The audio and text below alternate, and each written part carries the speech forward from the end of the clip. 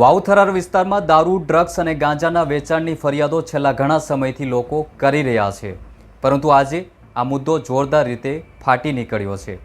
કારણ કે વડગામના ધારાસભ્ય જિગ્નેશ મેવાણી શિવનગર વિસ્તારની મહિલાઓની રજૂઆત લઈને સીધા વાવથરાર જિલ્લા એસપી કચેરી પર તોફાની અંદાજમાં પહોંચ્યા હતા અને પોલીસ સાથે તેમનો વૃદ્ધ સ્વરૂપ જોવા મળ્યો હતો અને જિગ્નેશ મેવાણીએ પોલીસને આડે હાથ લીધા હતા.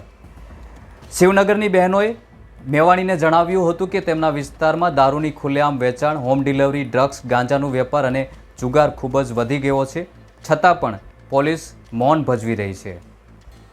આ રજૂઆત સાંભળતા જ મેવાણી મહિલાઓની સાથે સીધા એસપી કચેરીએ પહોંચી ગયા હતા અને ત્યાં જે બન્યું તેનાથી સમગ્ર જિલ્લો હચમચી ગયો છે.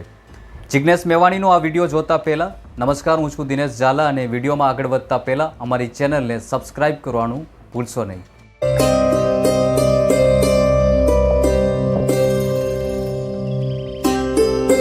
વેચાય છે,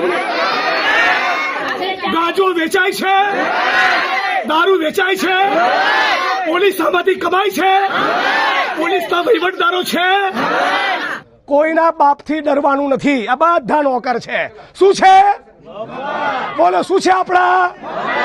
હા, એટલે જિગ્નેશભાઈને કોણ લાવ્યું તું, કોણે બોલાયા, કોણે કીધું, આવો સવાલ એસપી કચેરીમાંથી થવો જોઈએ નહીં. બધા પોલીસ વાળા ધ્યાન રાખી લેજો. પટ્ટા તમારા છે, તમારા ઉતરશે, મારા નહીં. અને આ વડગામનો ધારાસભ્ય કહી રહ્યો છે, યાદ રાખી લેજો, હું પાછળ પડીશ એટલે છોતરા કાઢી જ નાખીશ. તમારા સાહેબોને બી પૂછી લેજો. થરાદની અંદર આખા થરાદમાં ચાલતા તમામ દારૂના અડ્ડાઓનું લિસ્ટ બનાવો, મને આપો. અને હર સંઘવી 8 ચોપડી પાસ આ ગામ આખાનું ડાપણ કરે છે કે મને જાણ કરજો. લો, આ બધા વિડીયો લઈ રહ્યા છે, મૂકો એના ફેસબુક પેજમાં જઈને કે અમારા શિવનગરમાં દારૂ બી છે, ડ્રગ્સ બી છે અને ગાંજો બી છે. તારામાં તાકાત હોય તો બંધ કરાય 8 ચોપડી પાસ.